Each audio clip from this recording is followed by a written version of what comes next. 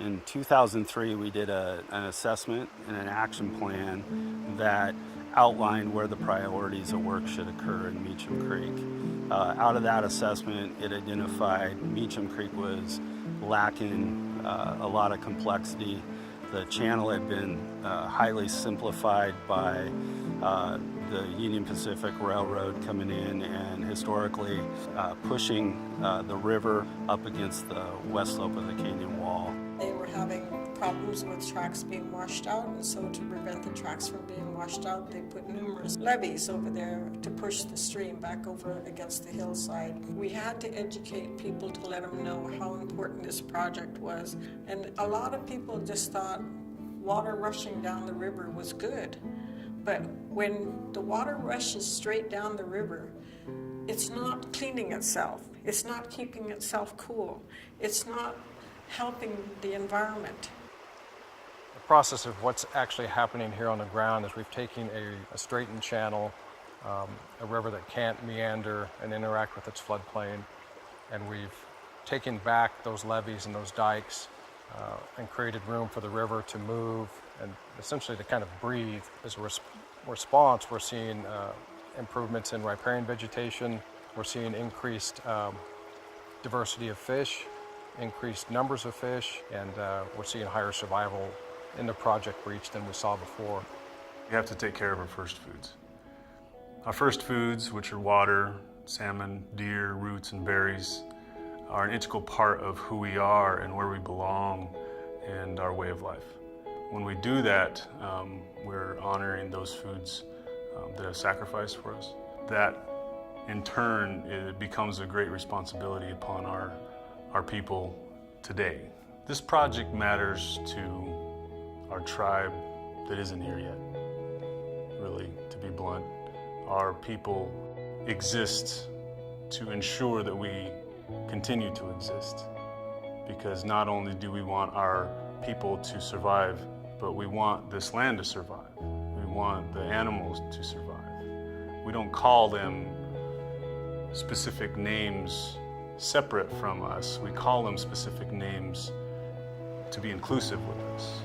There's a direct link between the foods and the Treaty of 1855. In Article 1 of the treaty, explicit language talks about access to those first foods. So in order to take that mission and make it something that both the staff and the community could see, we developed a river vision, and the river vision defines a healthy river as one that's capable of supporting harvest by the tribal community members and provide for cultural continuity. From that work that we've done, we've seen a great response from fish. We've seen beaver come back into the restoration reaches. There's actually food source available now for beavers to stay. And within the project reaches that we've restored, we've got beaver lodges that have been established. We've got at least 6 new beaver dams within the project reaches that we've restored that will create the habitats that we try to create. They did it historically. When I first arrived on the project scene years ago, the initial stages of construction, I was in shock. It looked like we were doing surface mining. The contractors were up here with their huge dump trucks with tires that were about 4 feet tall because we were moving so much material to recreate these historical channel patterns on the floodplain. What's great about it is after all of that, what you see when you come here is you don't really see a project, you see an active, dynamic river.